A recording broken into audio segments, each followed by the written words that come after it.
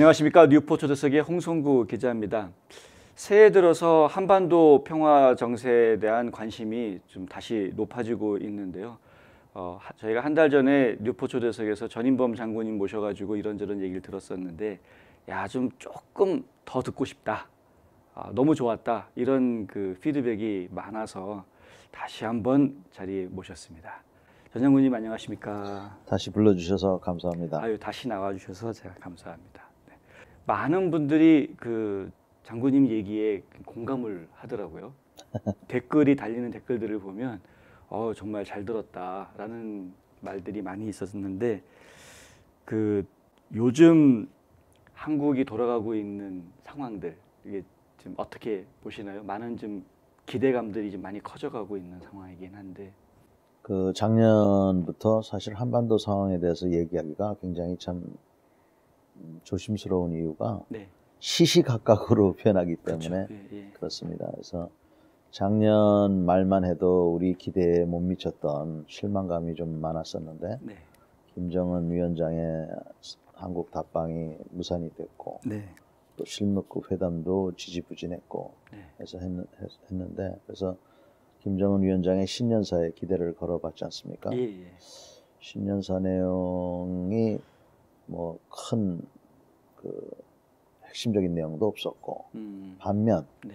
그렇다고 뭐 호전적인 그런 내용도 없어서 네. 뭐 긍정적으로 봤습니다만, 네, 네. 이번에 김정은 위원장이 또 중국을 방문하고 이런 여러 가지 징후로 봐서는 일단은 북미 회담이 조만간에 열릴 것 같은 그런 징후들이 있어서 네. 작년 연말보다는 조금 더 대화의 분위기가 네. 무르익었다고 판단을 해야 될 것 같습니다. 이제 과연 일단 만난다는 것 자체는 뭔가가 주거니 받거니 하는 게 있다는 거거든요. 네, 네, 네. 그래서 그렇게 된다 그러면은 하여튼 한 발짝 더 나가는 건데, 네. 아직도 갈 길은 좀 머니까. 예. 사실 그 한반도 평화 문제를 이야기할 때는 많은 분들이 다 정치와 관련되거나 정책과 관련된 분들하고 이야기를 해서, 한 가지 이제 제가 늘 그런 인터뷰들을 볼 때마다 아쉬웠던 부분이, 안보의 얘기가 지금 자꾸 뒷전으로 밀려나는 느낌을 받아요. 안보는 사실은 보수냐 진보냐를 떠나서 기본적으로 우리가 갖춰야 되는 거잖아요. 우리 생명을 지키는 것과 같은 것인데, 근데 안보 얘기가 자꾸 뒷전으로 밀려나는 느낌을 받다 보니까, 오늘 제가 이제 장군님한테 자꾸 여쭤보고 싶은 내용은 좀 주로 그쪽으로 좀 이렇게 몰아서 여쭤보려고 그래요. 그 미군 고위층들하고 좀 친분이 많으시잖아요. 네. 네. 미 군부에서는 이번에 김정은 위원장의 신년사에 대해서 어떻게 지금 보고 있나요? 기본적으로 현역들은 네. 정치적 중립을 지키는 게 기본 자세이기 때문에, 그렇죠. 네. 공식석상에서는 미국 정부의 입장을 하여간 최대한 지원하는, 지지는 안 하더라도 네. 지원하는 그러한 입장을 취하고 있고요. 사석에서는 염려를 많이 하는 것 같습니다. 안 하고 있고, 현직에 있지 않거나 네. 또 소위 지한파 전문가들은 제가 보기엔 조금 지나치다 할 정도로 네. 부정적으로 보고 있습니다. 그래서 그래서 이 부분에 대해서는 우리가 아주 조심스럽게 좀 미국을 잘 설득을 해야 되는데, 네. 여기서 좀 제가 우리 한국 사람 중에서는 미국이 부정적으로 본다고 그래서 그거를 갖다가 나쁘게 생각하시는 분들이 있는 것 같더라고요. 네. 그것도 저는 옳지 않다고 생각해요. 네. 우리 친구가 잘못된 생각을 하고 있으니까 잘 설득을 해서, 네. 야, 이렇지 않느냐 하면은, 사실 미국 사람이라는 거는 합리적으로 얘기하면 네. 알아듣고 자기 입장을 철회하거나 유보하는 그런 모습을 보이는 사람들이잖아요. 네네. 그래서 그 사람들을 좀 돌아서게 할 수 있도록 그런 노력들을 좀 잘해야 되고, 우리 교포 사회에서 그런 걸 좀 잘해야 될 것 같습니다. 네. 이번에 북한 그 신년사에 대해서 제가 최근에 장군님이 컬럼 쓰신 거를 봤거든요. 네. 근데 북한이 본격적으로 핵 보유국을 선언한 것 아니냐, 핵 완성을 선언한 것 아니냐, 이 걱정된다, 이런 이제 글을 쓰셨던데, 네. 실제로 그렇게 생각하시는 건가요? 이번에 김정은 위원장 신년사의 3분의 2는 네. 경제 또는 네. 북한 내부의 어떤 나아갈 방향, 네. 각 분야에 대한 이런 얘기를 했더라고요. 예. 그다음에 이제 그 남북 관계, 북미 관계 이런 데에 있어서는 이제 쭉 논조를 보면 일단 핵무기를 본인들이 보유하고 있고 그 핵무기 관련해서 뭐 비핵화도 동의하고 있다는 식으로 얘기를 한 것은 긍정적인데 네네. 일단 쪽 논조를 보면 하여튼 핵무기를 가진 건 확실한 것 같아요. 네. 근데 홍 대표님 우리가 핵무기에 대해서 예. 한번 조금 생각해 볼 필요가 있습니다. 제가 네. 일전에도 어느 자리에서 얘기를 했지만 이 핵무기라는 거는 한번 사용하고 나면 수많은 사람들을 죽인다고 우리가 네. 알고 있는데 그렇죠. 정말 많은 사람을 죽이는 겁니다. 네. 그 다음에 그 지역을 오염시키기 때문에 네. 예를 들어서 한반도에 그런 일이 벌어지면 예를 들어서 쉽게 네. 뭐 남한 쪽에 핵무기가 터졌다. 네. 그래서 우리가 북한 쪽에 핵무기를 터뜨렸다. 음. 결국은 한반도는 죽음의 땅이 되는 거예요. 네. 그런 죽음의 땅이 되는 무기를 무슨 이유에서든지 북한이 갖고 있다는 것은 좋지 못한 거죠. 네네. 남한이 갖고 있어도 좋지 못한 거고. 네. 그러니까 한반도에는 없는 게 좋고 거기서 출발을 해야 되는데 일단 북한이 그런 무기를 갖고 있고 이제 우리가 거기에 같이 살아야 되기 때문에 비핵화가 될 때까지 네. 그 기간 내에 이 별다른 일이 없도록 하는 게 이게 굉장히 쉽지 않은 과제가 될 것 같아요. 사실 그 인도하고 파키스탄 사이에서도 그런 갈등 때문에 양국이 전부 다 핵무기를 개발을 해서 네. 핵 보유국으로 아예 그냥 떳떳하게 지금 하고 있잖아요. 네. 네. 저희는 그런 식으로는 될 수는 없는 거. 지금 이제 그런 얘기 하시는 분들이 있는데 네. 파키스탄하고 인도가 핵전쟁을 할 가능성이 있습니다. 네네. 네. 그래서 거기도 사실은 핵무기가 없었으면 좋을 뻔했죠. 그렇죠. 근데 그 당시에 사실은 미국이 지원은 안 했을지 모르지만 그 묵인하에 파키스탄이 핵무기를 만든 거거든요. 네네.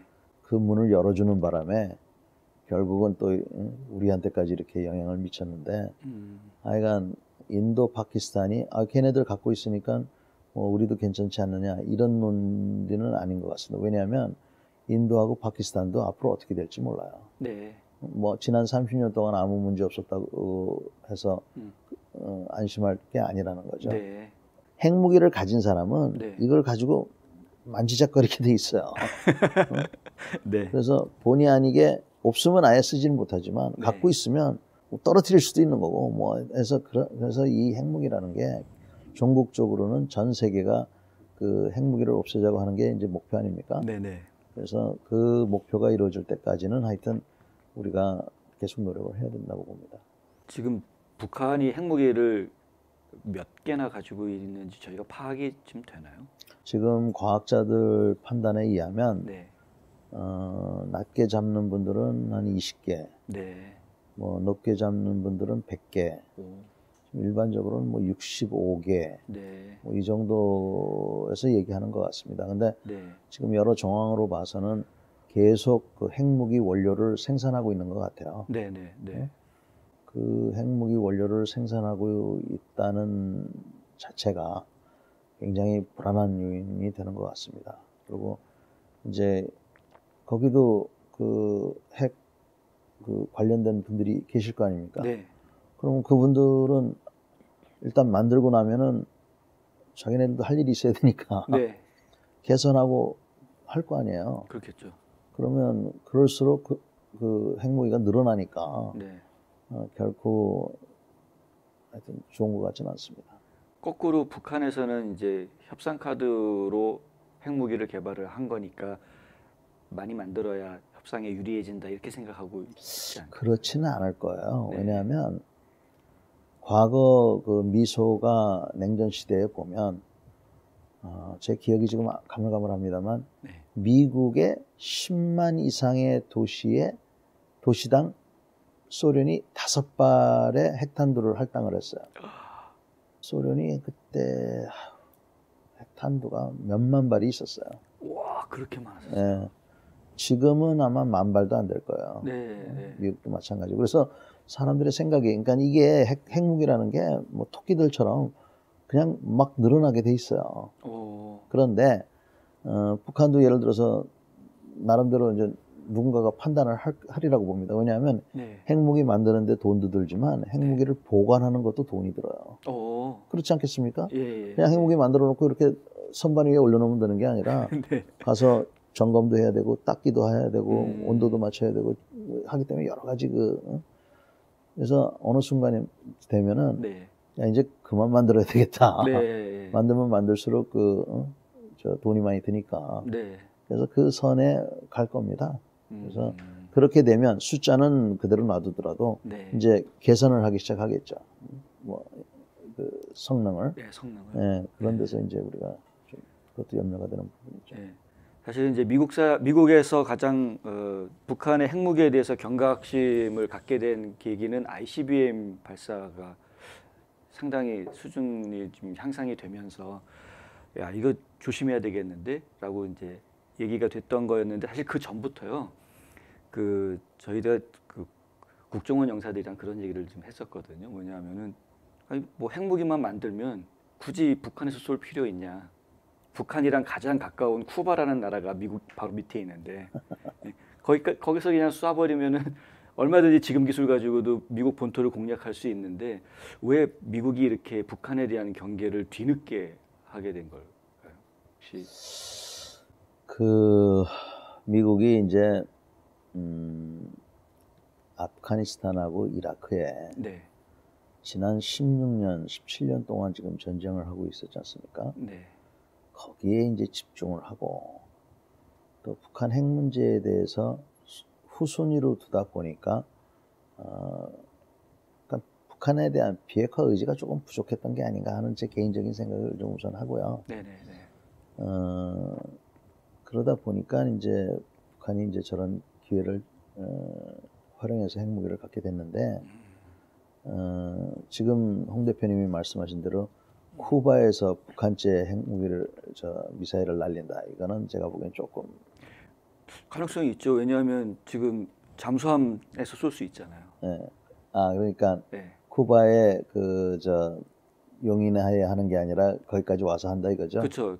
거기까지 오는 데는 큰 문제는 없지 않을까요? 네. 제가 보기에는 홍 대표님께서 아주 중요한 거를 얘기하셨습니다. 네.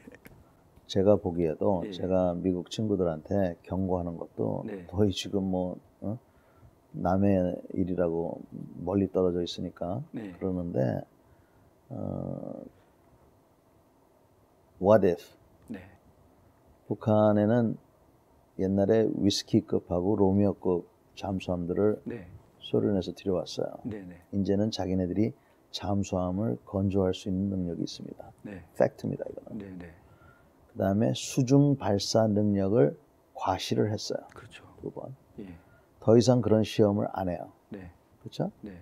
안 한다는 것은 시험할 필요 없다고 우리가 판단을 한다면 네네. 그러면 그 기술도 갖고 있다는 거예요. 네. 수중 발사라고 하는 것은 수면에서부터 제 기억이 150피트인가 네. 거기서부터 쏘는 거예요. 근데 굳이 이렇게 안 쏴도 돼요. 네. 부상해서 쏴도 돼. 예. 그러면 더 쉬워지는데 네. anyway 지금 말씀하신 대로 네. 2차 세계대전 때 일본의 잠수함이 진주만까지 왔어요. 네. 얘네들이 아마 배에다 싣고 어느 정도까지 왔다가 그 다음에 이렇게 왔을 확률이 높은데 예. 만약에 북한이 네. 자살 특공대를 만들어서 네. 잠수함에 잔뜩 하여튼 먹을 거 하고 연료만 싣고 편도만 네. 가는 거지. 네. 네. 그래서 태평양을 건너서 네. 지금 말씀하신 대로 그렇게 가려면 저 남쪽으로 가야 되니까 너무 멀고 네. 하와이 근처까지만 온다든지 네. 미드웨이를 그 경도선 하여간 지네가 현재 갖고 있는 거리까지만 온다 그러면 네. 정확도는 모르지만 네. 핵무기라는 건 정확할 필요가 없으니까 예. 미국도 안심할 수가 없어요. 제가 보기에는. 제 생각도 예, 그래요. 홍 대표님이 지금 말씀하신 대로 그런 시나리오라면은 충분히 미국도 지금 굉장히 불안해야 됩니다. 나름대로 조치를 여러 가지 하고 있겠죠. 저보다 더 전문가들이 훨씬 많으실 테니까 당연히 이제 검토하셨을 거라는 생각은 드는데. 근데 제가 보기에는 오늘 홍 대표님 이 말씀으로 인해서 미국 사람들이 한국말을 몰라서 좀 안타까운데 안다 그러면 제가 보기에는 이거는 충분히 검토해 볼 만한 거라고 생각합니다. 아, 그렇군요. 지금 노아은행에 오셔서 다양한 금융 서비스를 누려보세요. 보다 빠르고 간단한 SBA론, 고객의 정보를 안전하게 지켜주는 믿음직한 알림 서비스, 쉽고 빠른 손안의 작은 은행, 모바일 뱅킹. 한인사회와 함께 성장해온 노아은행이 감사하는 마음으로 여러분을 모십니다. 좋은 사람들이 모여있는 좋은 은행. 노아은행. 이래서 사람들이 자꾸 얘기를 해야 되는 것 같아요. 네. 보통 이제 그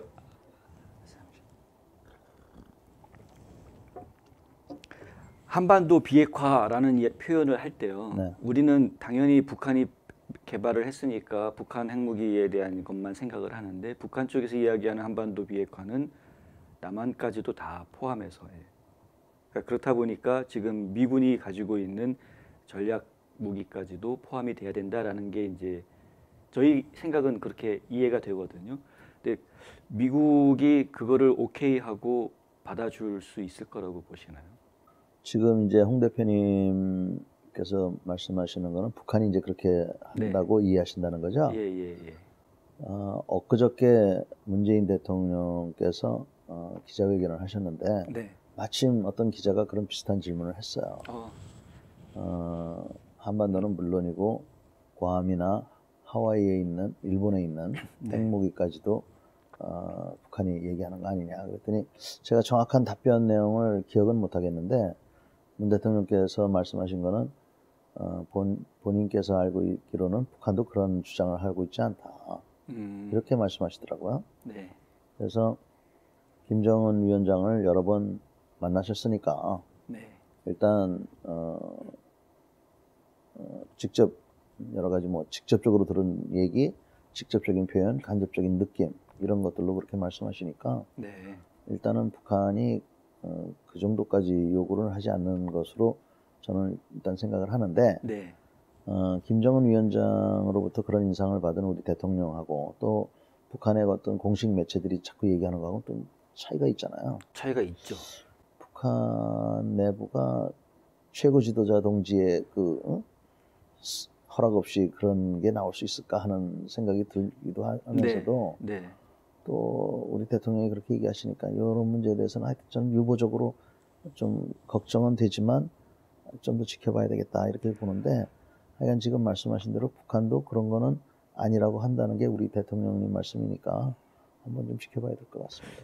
북한은 한결같이 일관되게 조선반도의 비핵화라는 표현을 항상 쓰거든요. 그거는 늘 자기네들만 하는 게 무장 해제하는 게 아니라 같이 예를 들면 이제 핵 군축을 하겠다라는 의미로 저희는 항상 이해했었기 때문에 지금 그렇게 되면은 분명히 아까 말씀하셨던 대로 일본이나 뭐 괌이나 이런 데 있는 전략 무기들도 같이 없애야 된다. 뭐 이런 얘기가 반드시 나올 것 같은데요, 상황이. 협상이라는 게 뭡니까? 제가 젊을 때는 협상에 이기는 거는 내가 원하는 거를 다 가져오는 건 이기는 거고 50%를 가져오면 50%만 이긴 거고 이렇게 생각했는데 제가 나이를 먹고 보니까 협상이라는 거는 홍 대표님이랑 저랑 협상을 하면 홍 대표님이 원하는 거 50% 가져가고 내가 원하는 거 50% 가져가는 게 이게 성공적인 협상이더라고요. 그러니까 이미 북한은 전에는 협상거리가 없었는데 이미 협상거리가 생긴 거예요. 그러니까 우리가 그거를 뭐 좋으나 싫으나 현실로 받아들이고 여기서 하여튼 50%를 건질 수 있도록 하고 그다음에 가고 해야 되는데 일단 하여튼 전쟁 나지 않도록 하는 게 중요할 것 같습니다. 그것도 비굴하지 않게. 북한이 뭐 무리한 요구를 하는 걸 다 들어주면서까지 평화를 유지한다? 그거는 아니죠. 그래서 비굴하지 않게 평화를 잘 유지하고 네. 그거는 국방을 튼튼히 하는 거죠. 네네네. 그렇게 하는 속에서 하여튼 평화를 유지해서 지나가다 보면 네. 저는 자유민주주의 우리 남한의 체제가 네. 북한의 1인 독재 체제보다 훨씬 우수하기 때문에 네. 우리가 그래도 한반도 통일의 주역이 되지 않겠느냐 하는 그런 자신감을 갖고 있습니다. 아, 잘 알겠습니다. 어떤 언론사에다가 고정으로 컬럼을 쓰시더라고요. 네. 네, 그 컬럼에서 두 군데요. 네, 두 군데 쓰시나요? 아시아 투데이하고. 경기일보하고. 아, 그러시구나. 경기도가 굉장히 중요한데요. 네, 파주 얘기하시더라고요. 그거를 아, 네, 네. 근데 그 파주 얘기 좀 이따 하고요. 아시아 투데이에다가 쓰셨던 글 보니까 핵리스트 얘기를 하셨어요. 네. 지금 북미 정상회담에서 가장 중요한 우리가 이제 짚고 넘어가야 될 과제로 생각하고 있는 거기도 한데 그게 없이는 빅딜이 이루어질 수가 없다. 네. 예. 그거 외에는 정말 방법이 없나요?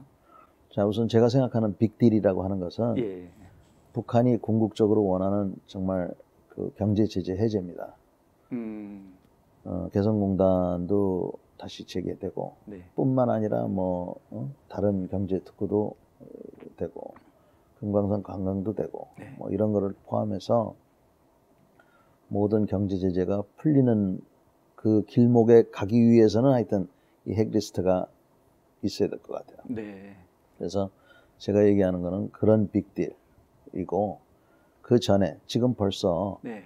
미국 국무부에서 인도주의적인 북한 방문을 재허용하겠다고 지금 얘기를 했어요. 검토한다고 그랬죠. 할 것 같아. 예. 그러니까 그러면서 또 제 친구들 얘기는 북한을 다녀온 사람들에 대한 여권 관리를 별도로 하겠다는 생각도 하는 것 같아요. 네. 이게 무슨 말이냐면 네. 북한에 갔다 오면 미국에 들어올 때 심사가 뭐 한 2~30분 걸리잖아요. 네네네. 두세 시간 걸린다는 거지. 실제로 제 친구들 중에는 저 이란 갔다 왔다고 한국까지 다시 쫓겨난 사람들도 있으니까. 그래서 네. 그런 거 하고 그다음에 북한하고 이제 그 인도주의적인 그런 걸 하더라도 네. 까딱 잘못해서 은행 거래를 하면 그렇죠. 미국 은행하고 거래를 못 하는 겁니다. 네. 그 미국 은행이랑 거래를 못 하면 한국 사람 같은 경우는 한국 은행들도 상당히 거래를 못 할 거예요. 네.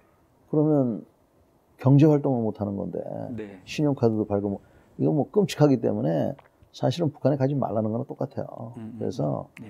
미국이 할 수 있는 게 너무 많기 때문에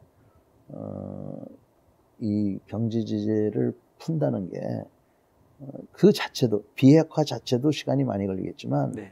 이 경제 제재 풀리는 것도 시간이 굉장히 많이 걸릴 겁니다. 네. 그래서 이거를 조화롭게 뭐 주거니 받거니 뭐 이런 걸 떠나서 조화롭게 하기가 굉장히 쉽지 않을 거고 이래서 우리 한국이 역할이 굉장히 중요하다고 봐요. 네. 우리 한국이 그 실무급 뭐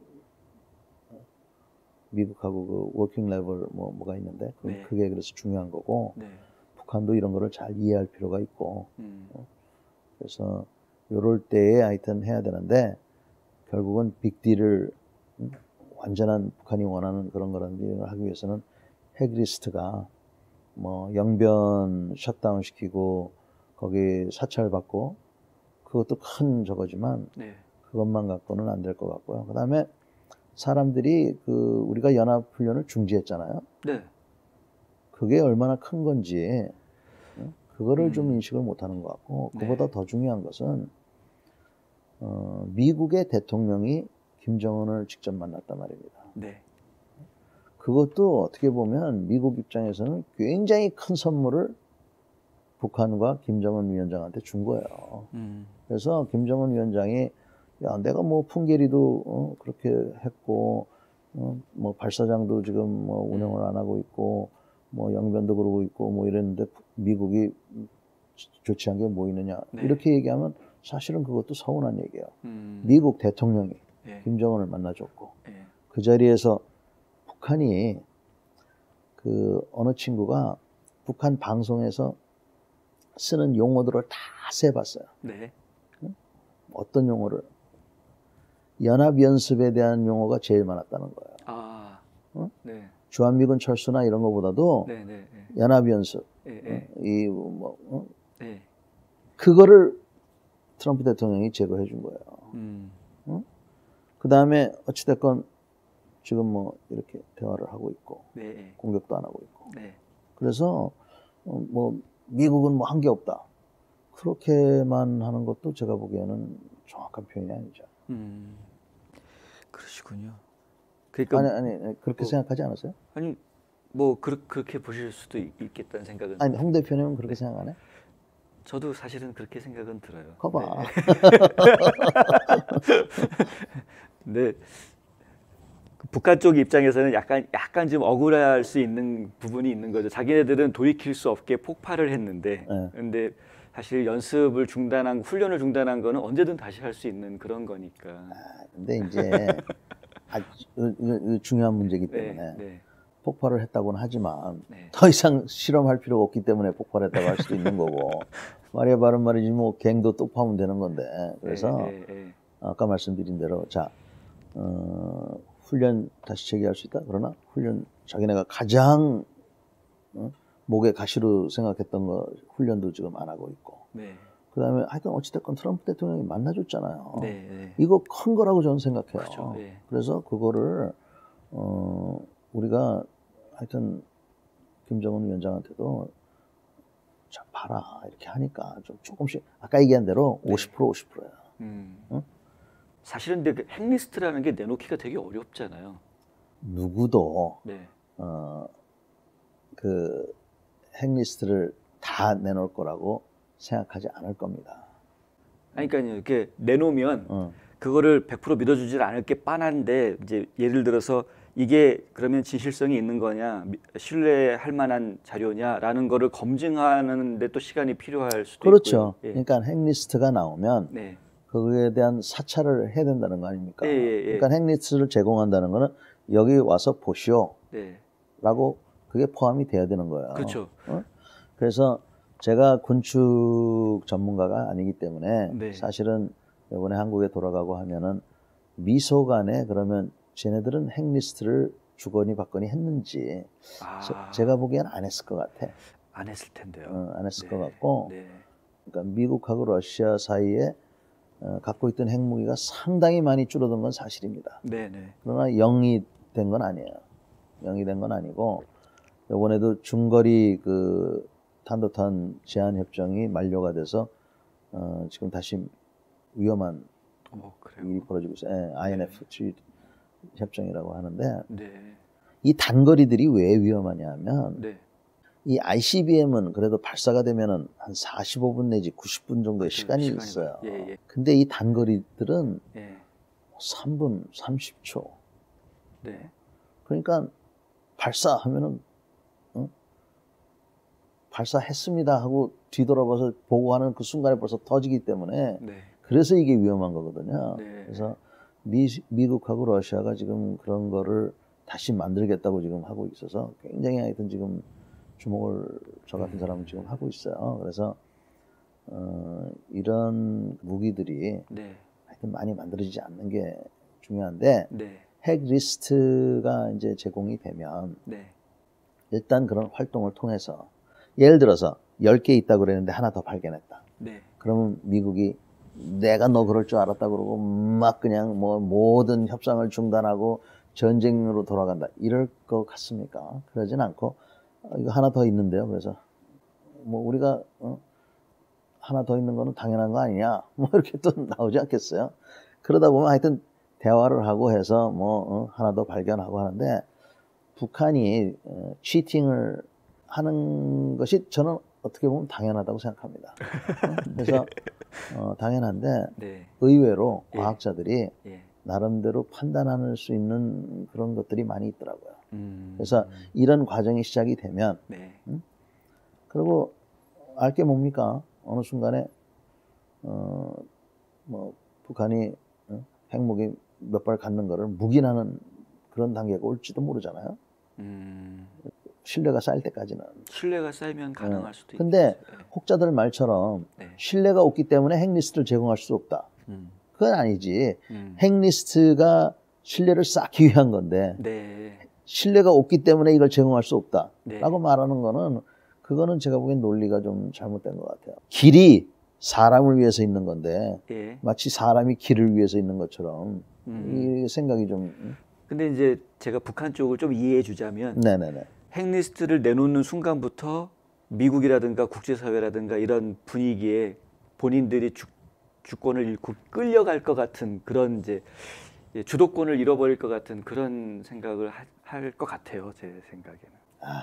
정말 그럴까요? 그 북한이 핵무기가 없을 때도 자기 나라 국민이 150만에서 300만이 굶어 죽어도 껐다가나는 그런 체계인데 그 핵리스트 제공하고 뭐 사찰 들어오고 그러니까 IAEA가 이제 사찰을 할 거예요. 예. 미국 정부가 IAEA를 좋아합니까? 별로 좋아할 이유가 없죠. 좋아하지 않아요. 네.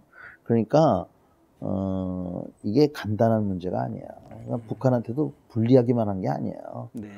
핵리스트를 제공하고 네.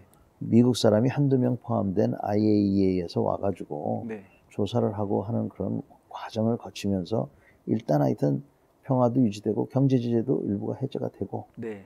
자기네들 그거 원하는 게 그거잖아요. 네. 그리고 핵리스트가 그러면 제공된다고 그래서 뭐 개성공단도 오픈하고 금강산 재개되고 그럴 거라고는 제가 보기에는 좀 아닌 것 같습니다. 그러니까 핵리스트가 제공되고 네. 뭐 한 1, 2년간은 그 사찰이란 말이 좀 네. 어감이 별로 안 좋은데 뭐 확인하는 시간이 필요하게 확인을 네. 하고 그러면서 신뢰관계가 좀 쌓이고 네. 그러한 거에 원동력이 되는 게 이 핵리스트이기 때문에 그런 시각에서 봐야 되지 않나 저는 생각해요. 네. 리스트를 내놓는 순간에 경제 제재를 풀어준다 뭐 이러면은 얘기가 좀 조금 쉬워질 수 있을 것 같은데. 일부는 그렇게 하겠죠. 일부는 하겠죠. 네. 어디까지는 이제 할 것이냐는 거는 협상의 대상이겠지만. 네. 지금 사실은 국무부에서 얘기하는 거는 비핵화를 하면 끝내면은 그때 풀어주겠다라고 하는 바람에 지금 북한에서 계속 이게 뭔 소리냐 내 행동으로 가야 되는 거 아니냐 이런 얘기를 하는 것 같은데요. 미 국무부가 조금 양보를 하는 것 같아요. 네. 지금 이번에 인권 인도적 그 지원은 뭐 어떻게 하겠다고 세부적인 건 제가 잘 읽어보지 않았는데 네네.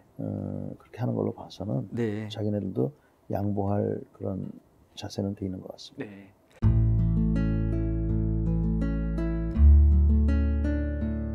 안녕하세요. 이상회계법인의 이상엽입니다. 30년 동안 아틀란타 한인사회에 봉사한 역사와 경험을 바탕으로 여러분들의 세무회계 관리와 재정 은퇴 계획을 상담해드리고 있습니다. 부자 되세요.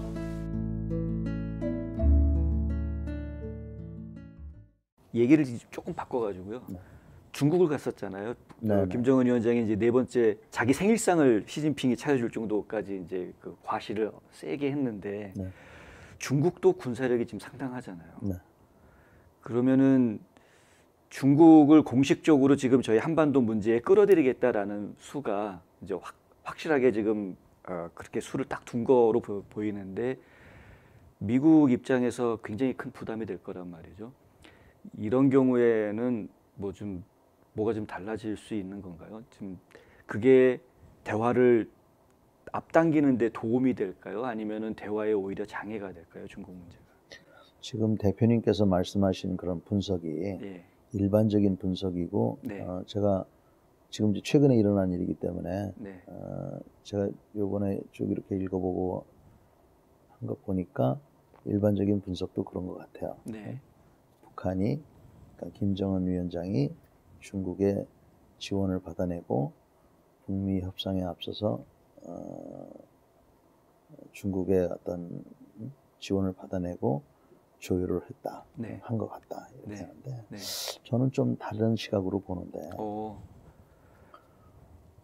중국이 생일을 그렇게 크게 잘해줬다는 거는 딴 거를 못 해주니까 개인적으로 기분이라도 좋게 해주려고 했던 게 아닌가 네. 그런 생각을 하고요. 네.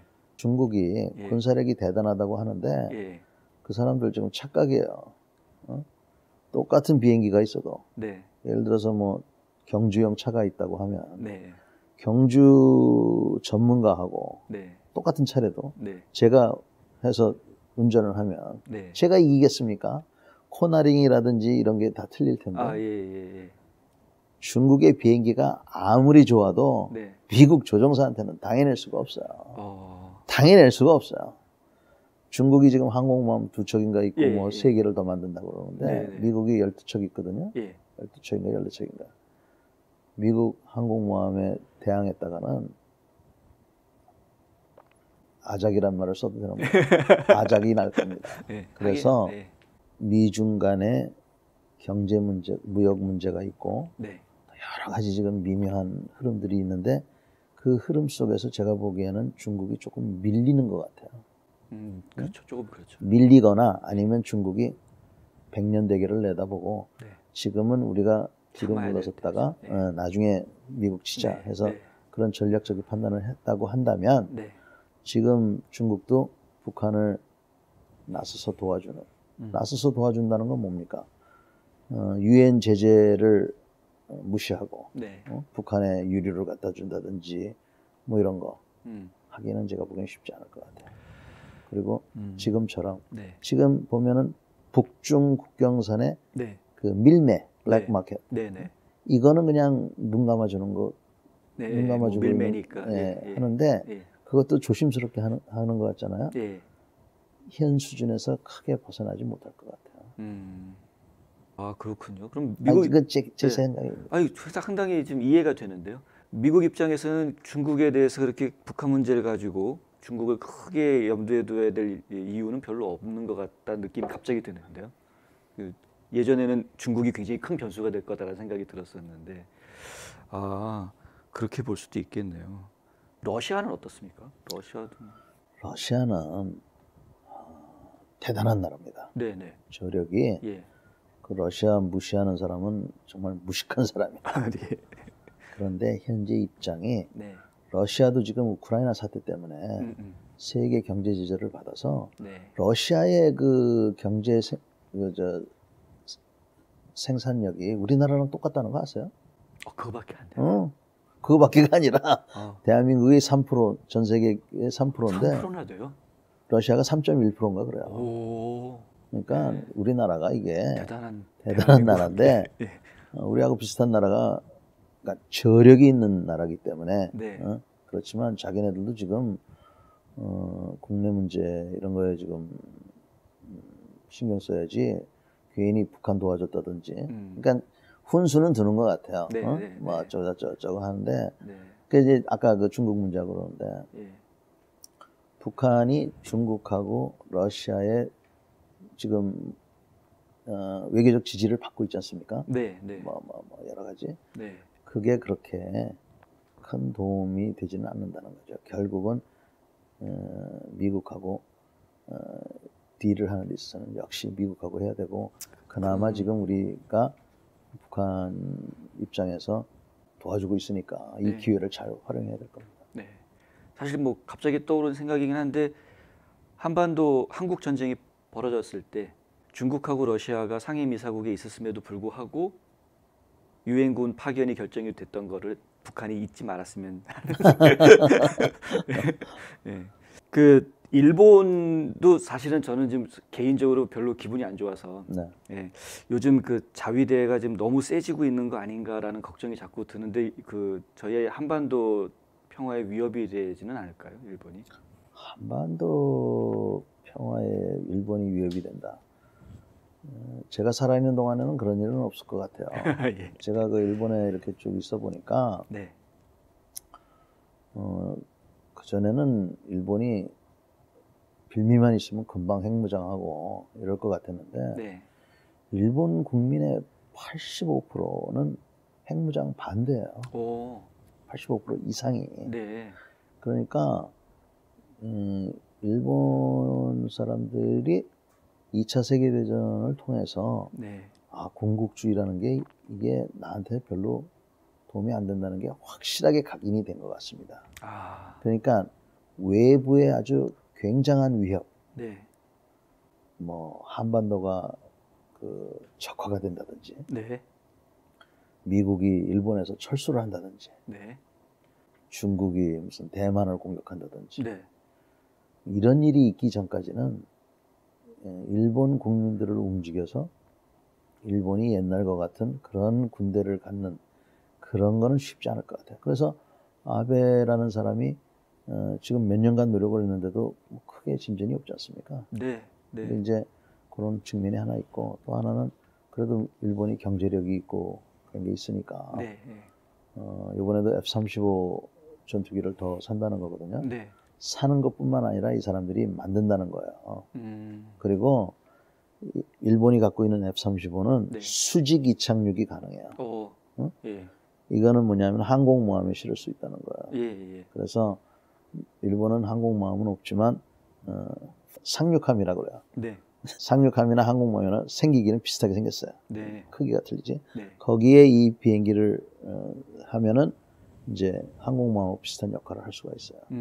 그래서 뭐 그런 능력을 제고한다든지 여러 가지 능력을 갖추는 것은 이제 조금 우리가 눈여겨봐야 될 것이고, 그 다음에 하여튼 일본 사람들의 그 성향이 네. 단결력이 굉장히 엄청나죠. 하잖아요. 예. 그러니까 그런 외부의 어떤 위협이 있을 때는 아마 단시간 내에 우리가 원치 않는 그런 아주 그냥 일관된 사고로 네. 쭉 나갈 위험이 있어서 그런 것들을 우리가 좀 잘 봐야 될 겁니다. 그래서 이번에 오늘 그 기사에 보니까 예. 향후 5년간 우리나라가 270조 원의 국방비를 네, 예산을 늘렸다고, 네, 한다고 늘린다고. 그러더라고요. 네, 예. 뭐 7.8%인가. 예. 제가 군인이었던 사람으로서는 상당히 참 좋다고 봅니다. 네. 좋다기보다도 하여튼 뭐 안 하는 것보다 훨씬 낫죠. 안 하는 것보다 낫죠. 이제 국방비 예산이 늘어나는 거는 말씀하신 대로 이제 안보를 튼튼히 하는 거니까 그건 중요한 건데 문제는 내용이잖아요. 네. 내용 돈을 잘 써야 되는데 네. 매번 보면은 방산비리라는 말이 계속 나오니까 왜 이게 끊이질 않는 거죠? 우선 이게 뭐 대한민국에만 있는 일이 아니고 네. 미국에서도 있었고 예. 그 유명한 사건 있잖아요. 왜 미국 군용기에 그 변기가 있는데 네. 변기 하나에 변기 예. 그러니까 변기 전체도 아니고 예. 변기 뚜껑 예. 하나에 2만 불씩 팔아넘겼다는 거예요. 그래서 이게 사람이 아마 그런 게 있는 것 같고 그런 사람들은 잡아서 네. 아주 그냥 방산비리 특별법이라는 걸 만들었으면 좋겠어요. 그런 네. 방산과 관련된 그런 원가를 부풀리거나 이런 사람들은 하여튼 엄벌에 처했으면 좋겠고, 네. 그 다음에 이제 우리는 자본주의 체제이기 때문에 네. 물건을 만들면 이득을 남겨야 돼요. 네. 그래서 우리 무기가 좀 비쌀 수밖에 없어요. 그래서 그런 거 좀 이해를 해야 될 것 같고, 그 다음에 국산화라는 거 있지 않습니까? 예. 국산화라는 거에 대해서 한번 생각해 볼 필요가 있어요. 국산화가 필요 없다는 게 아니라 우선 100% 국산화가 안 되는 게 현실이고요. 네. 첫째는. 두 번째는 국산화를 하려다 보니까 굉장히 비싸요. 이런 문제들. 네. 그런 게 있고, 세 번째는 규제 완화입니다. 역시. 예. 우리가 이런 물건을 납품하기로 이제 했는데 네. 이걸 기한을 못하면은 지체 상환금을 내도록 돼 있어요. 근데 납품도 납품이지만 연구 개발도 마찬가지입니다. 예. 언제까지 연구해서 개발하겠다고 했는데 그걸 못하면은 그 레이트 피 있죠, 그러니까. 그거는 좀 불합리한데요. 네. 네. 아니, 그러니까 그건 네. 원래 당연해요. 그런 게 있는 것 자체는. 네. 여기서 이제 불합리한 겁니다. 예. 외국 업체는 예. 이게 한도가 있어요. 정확한 기간은 제가 모르겠는데 예. 뭐 3개월이면 3개월분만 네. 받는데 네. 그 뒤에는 이제 우리나라 업체들은 무한대예요. 그러니까 개발을 못하면 납기 내에 개발을 못하면은 이게 무한대로 이 벌금이 늘어나가지고 아이고. 원래 예를 들어서 100억짜리가 벌금만 300억, 500억이 돼서 그러면 누가 이거를 개발하려고 하겠습니까? 자신 없으면 끼어들지 마라 뭐 이런 건. 원래는 이제 우리가 개념은 그런 개념에서 출발한 것 같은데 예. 이런 규제들은 이제 다시 한번 봐야 돼요. 네. 그 다음에 이제 또 제가 정말 안타까운 거는 예. 이런 무기를 개발했지 않습니까? 예. 개발할 때 용량은 얼마나 해야 되고 손잡이 크기는 얼마 뭐 이런 예. 다 있어요. 예, 예. 근데 우리가 쓰다 보니까 네. 이걸 마시는데 코가 여기 닿으니까 네. 네. 요거를 조금 더 크게 해줬으면 좋겠다 그러면 네. 그냥 늘리면 될 것 같잖아요. 예.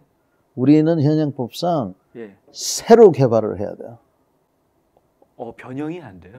변형이 안 돼. 쉽게 말하면. 오. 기가 막힌 얘기죠. 예. 어떻게 그럴 수 그래서 네. 우리가 쓰는 소총이 예. 30년이 됐는데 네. 나사가 하나 안 바뀌었어요. 어. 그러니까 이런 규제들, 네. 이런 것들을 바꿔줘야만이 돈을 쓰고도 좀 효율적으로 쓰는 거죠.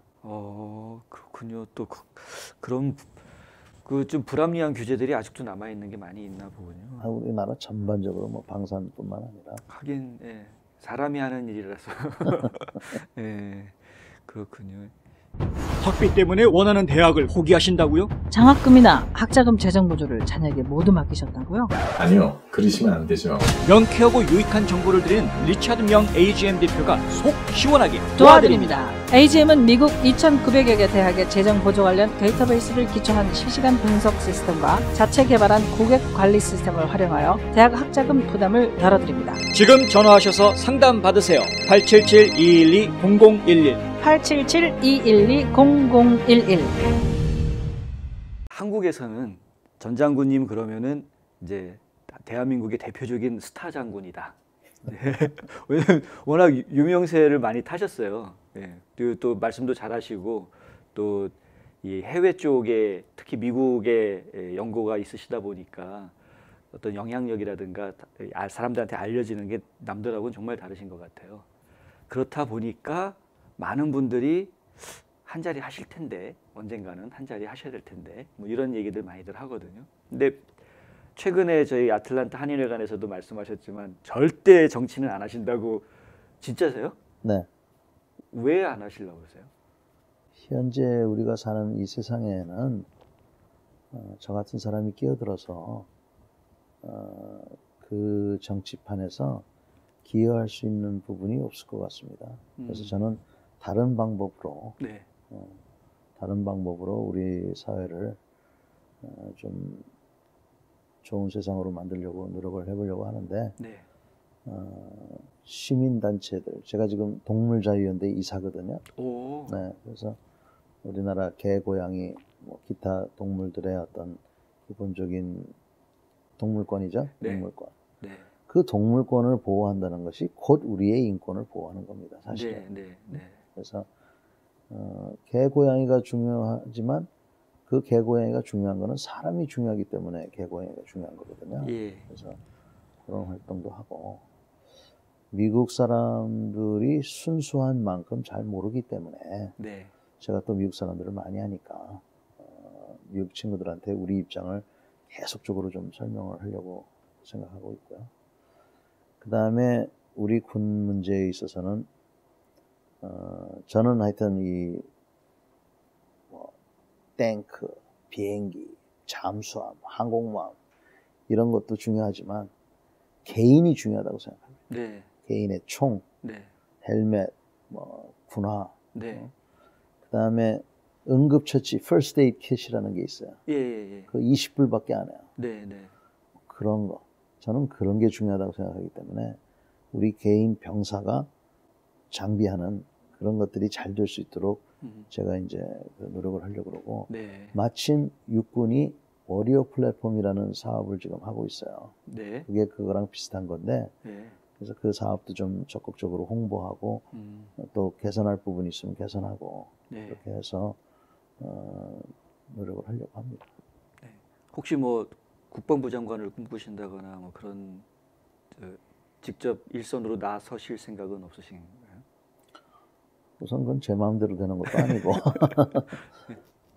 저 같은 사람 성격에 네. 그런 거 시켜주면 네.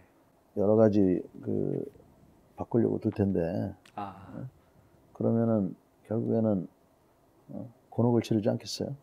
그래서 그거 제가 자원해서 하겠다고 할 필요는 없을 것 같고 만약에 뭐 오퍼가 오면은 한번 생각을 해볼 텐데 네. 저보고 그런 거 하지 말라는 사람이 워낙 많아서 집에서 개, 고양이 보호하고 그런 거 하는 게 그거 중요합니다. 그거. 아, 예, 예, 예. 잘 알겠습니다. 우리가 이제 안보 하면서 큰 거를 자꾸 생각하는데 네. 지금 국방개혁에서도 논의가 되고 있는데 병사들이 휴대폰을 갖고 있는다. 예, 그렇게 한다고 사용한다. 그러더라고요. 예.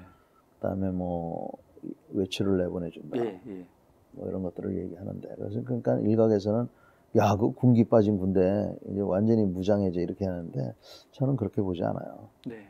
그래서 휴대전화도 숨길 게 없는데 쓸 수 있는 거고 그 사용자들한테 분명히 요건 되고 요건 안 된다는 거를 교육을 잘 시키면 될 것이고 네. 그럼에도 불구하고 사고가 한두 번 나겠죠. 그럴 수 있겠죠. 예. 그러나 그런 거는 다 그러니까 뭐 무서워서 뭐 된장 못 담근다는 그런 거에 되면 안 된다는 거죠. 네.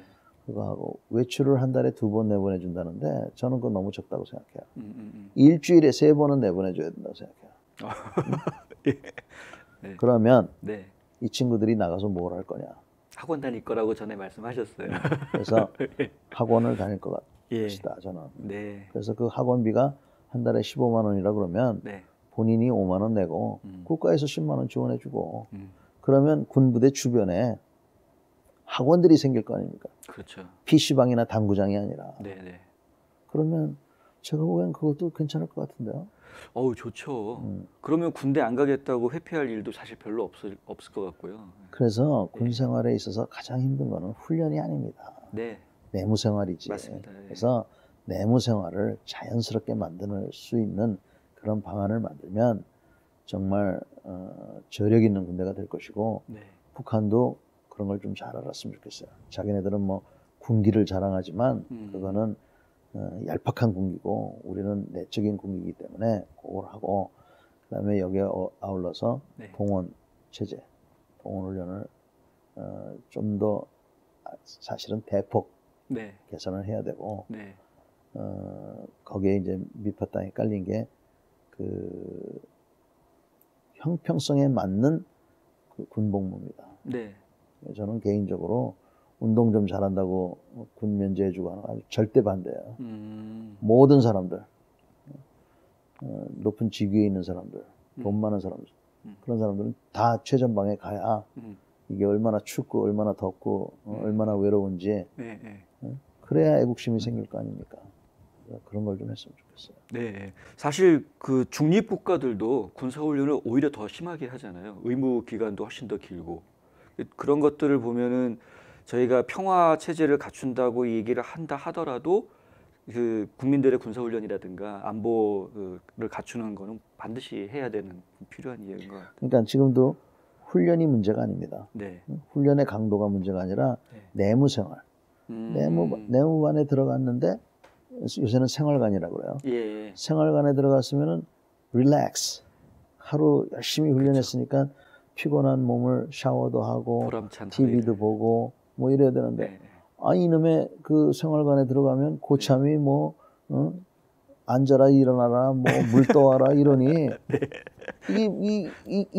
이게 전후회가 싹 트겠어요. 네. 그래서 그거는 정말 그 잡아내가지고 그런 못된 놈들은 네. 아주 형사적으로 처벌을 해야 돼요. 제가 봤을 때는. 병 계급을 단순하게 만들어 버리면 어떨까요? 그것도 한 방안인데 네. 직책만 주고 네. 뭐 그런 것도 제가 보기에는 하나의 방법이 될 수가 있어요. 미국이 옛날에 그 징병제를 갖고 있을 때 코호트라는 그런 제도가 있었어요. 네. COHORT. 네. 그 코호트라는 그런 대형인데 소대장, 분대장을 제외하고 나머지 병력이 전부 다 동기생이에요. 아하. 네. 전부 다 동기생이 동시에 들어왔다가 네. 동시에 나가는 겁니다. 예. 그래서 그 방법도 괜찮아요. 예.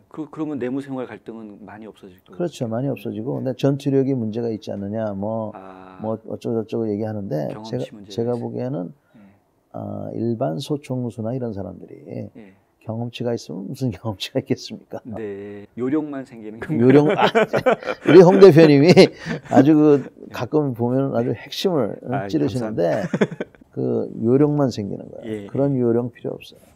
원리 음. 원칙 잘 지키고 네. 하는 그런 측면에서는 그런 코호트 제도도 제가 보기에는 괜찮을 것 같아요. 국방 개혁이 어쨌든 계속 필요는 한 거니까 좀, 당연히. 예, 이런 좋은 아이디어들이 좀 개혁 안에 반영이 됐으면 하는 마음이 생기는데요. 알릴레오가 방송하고 나가지고 뭐 엄청났잖아요, 반향이. 네. 제가 한 2번인가 3번을 봤는데요. 네. 그 별 내용 없었는데. 저는 그렇게 보지 않습니다. 네. 저는 1회만 봤는데 네, 네. 문정인 교수님께서 나오셔가지고 제가 우연치 않게 하여튼 봤어요. 네. 봤는데 1회분을 보면서 현재 어떤 상황이라든지 이런 것에 대해서 많이 이해할 수 있었어요. 네. 그 북미 관계 또 문정인 교수께서 보는 북한, 또 미국 이런 문제에 대해서 쭉 얘기를 하셔서 꽤 볼만했다고 저는 봤습니다. 문정인 교수님 같은 경우는 좀 한쪽으로 많이 치우쳐지신 분이잖아요. 저는 꼭 그렇게 보진 않고 네. 그냥 말씀하실 때 그 한쪽으로 치우친 분들이 굉장히 듣기 싫어하는 얘기를 많이 하시죠. 그분이. 그래서 예. 근데 그분은 학자로서는 제가 보기에는 뭐 아주 대단한 분이시고. 네네. 네. 통 큰 결단이 필요한 시기다 이런 얘기를 했었거든요. 문정인 교수가 네. 이야기를. 김정은 위원장이 통 크게 하나 더 보여줘라. 네. 예, 그렇게 얘기하는데 그 말에 동의하시나요? 그럼요. 그 말씀은 아주 굉장히 정확한 말씀이신 것 같고, 특히 다른 사람도 아니고, 그러니까 문정인 교수님께서 그렇게 얘기했다는 건 좀 중요하다고 생각해요. 그래서 본인께서도 현재의 이 교착 상태를 네. 풀 수 있는 것은 김정은 위원장이다라고 지목하신 것 같아요. 네. 그래서 트럼프도 아니고 문재인 대통령도 아니고 네. 그래서 시진핑도 아니고 네. 그래서 김정은 위원장한테 그런 주문을 한 게 아닌가 그렇게 봅니다. 김정은 위원장이 지금 이제 35밖에 안 됐잖아요, 나이가. 네. 예, 근데 그 김일성 주석이나 그 김정일 위원장이 가지고 있었던 그런 공고한 체제를 확보하고 있다 이렇게 판단하고 있나요? 그런 것 같습니다. 네. 그런 것 같은데 북한이 경제적으로 이제 굉장히 어렵고 네. 경제적으로 어려운 거야 좀 참을 수 있다고 할진 모르지만 정부에 대한 북한 인민들의 신뢰가 많이 훼손된 것 같아요.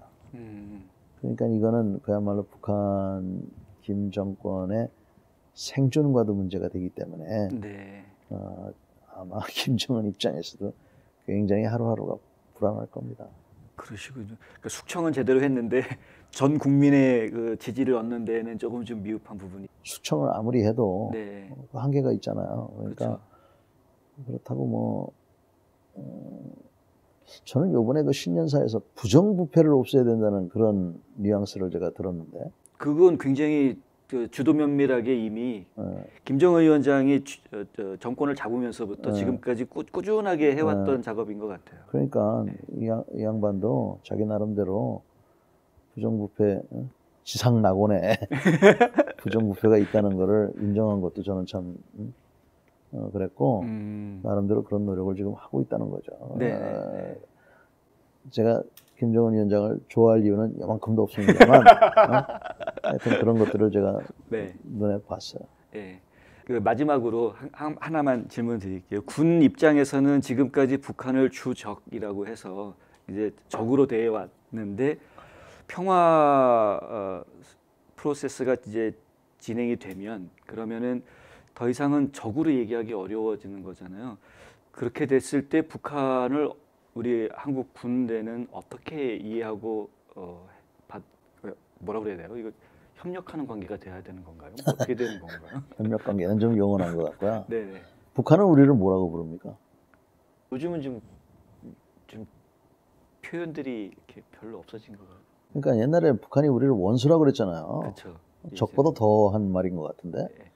그리고 서울을 불바다로 만들겠다고 막 그래서 우리가 너희는 주적이야 이랬는데 누구를 주적이다 이렇게 얘기하는 그 자체가 조금 뭐라 그럴까 그 상황이 어떻게 변할지 모르는데 현명하지는 못한 거죠. 근데 그 상황에서 북한이 우리를 불바다로 만들겠다 그러고 우리를 원수라고 부르고 이럴 때는 원수 앞잡이. 원수 앞잡이 등등 네. 이럴 때는 우리가 주적이라고 했지만 또 네. 상황이 변했으니까. 예, 근데 예. 지금은 상황이나 이런 걸 떠나서 주적이란 말에 너는 주적이란 말을 어떻게 생각해? 글쎄요. 맞다고 생각합니다. 아 그럼 넌 내 편. 주적이라고 어떻게 생각해? 북한이 좀 상황이 변하죠. 넌 그럼 저 편. 이런 논리가 되기 때문에 아, 네. 이건 소모적인 거라고 생각해요. 그래서 이제는 좀 우리가 성숙되게 주적에 대한 논의는 좀 할 필요가 있겠느냐. 네. 대한민국을 위협하는 대한민국의 안녕과 대한민국의 국민의 생명과 재산을 위협하는 모든 것은 우리의 적이죠. 그렇죠. 친구가 아니고. 네. 근데 그때도 사실은 누구를 적이다, 이렇게 표현하는 것은 현명하지 못한 것 같습니다. 그렇지만 제가 이렇게 얘기한다고 해서 북한이든 누구든 간에 우리의 안보와 우리 국민의 안녕을 위협하는 이런 세력에 대해서 우리가 저는 철저히 준비해야 된다고 생각합니다. 예. 네. 잘 알겠습니다.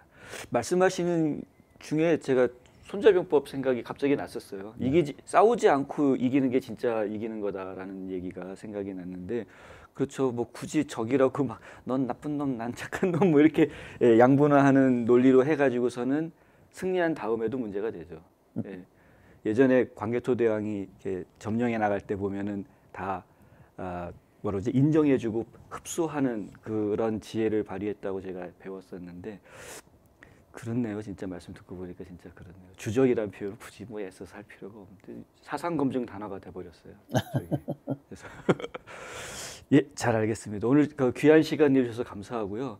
그 아틀란타 떠나시기 전에 지역에 있는 교민들 또 미국에 살고 있는 동포들한테 지금 당부 말씀 한마디 마지막으로. 예. 당부 말씀보다도 감사 말씀을 제가 드리고 싶습니다. 제가 참 우연한 기회에 아틀란타에 왔는데.